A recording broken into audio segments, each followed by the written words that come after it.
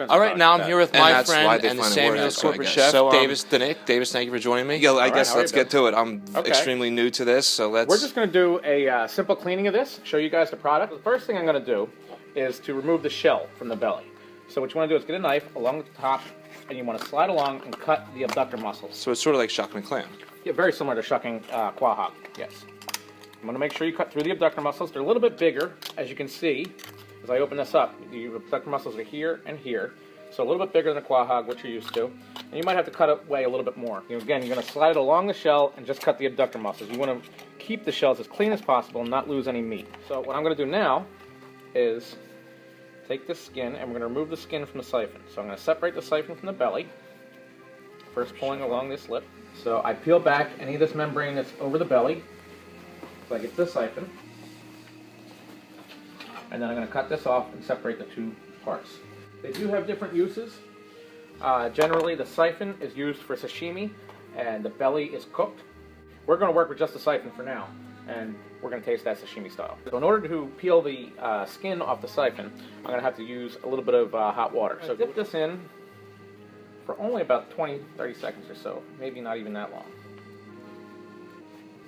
And then the skin will pull right off. We have that in there, we can easily pull the skin right off. Ouch. Okay.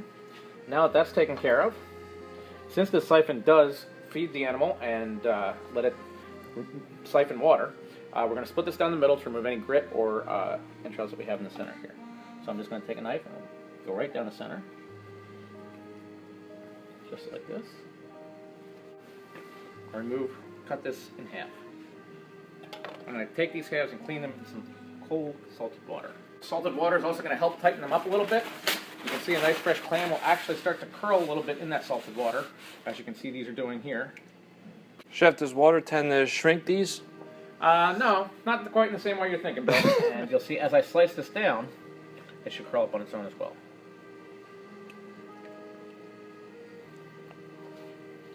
And what we want to do is just slice this nice and thin.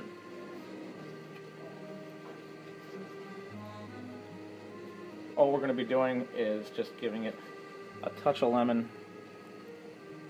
maybe a touch of olive oil, similar to a crudo. You can go in any direction. It is a raw preparation. With this animal, you really just want to taste this fantastic clam flavor geoduck has to offer. All right, Bill, why don't you give that a squeeze? I have a couple forks here. We can give it a taste. All right. You really don't need any salt or pepper on it because it lives in salt water. It's already a salted product, and you'll find this has a very unique texture. Oh, yeah. So, I can taste, definitely, I love clams, you know, all kinds of quahogs. It's crunchy, too. That's the Clam difference. flavor, yeah. The siphon especially has a nice crunchy flavor to it. It's not overly tough. It's crunchy yet tender, which is really unique, especially in a royal lamb. Before you judge it by looking at it, Exactly. you know, it is a very delicious product we have here at Samuel's. It's been getting a lot of requests. Special orders is kind of how we do it because they're diver caught. You know, we need to give them a good, some good notice about, you know, when we want and how much we want. I'm glad I tried that, I guess. I think it was an experience for both of us. Absolutely. One we'll both never forget. So, thank you very much, Chef. Certainly.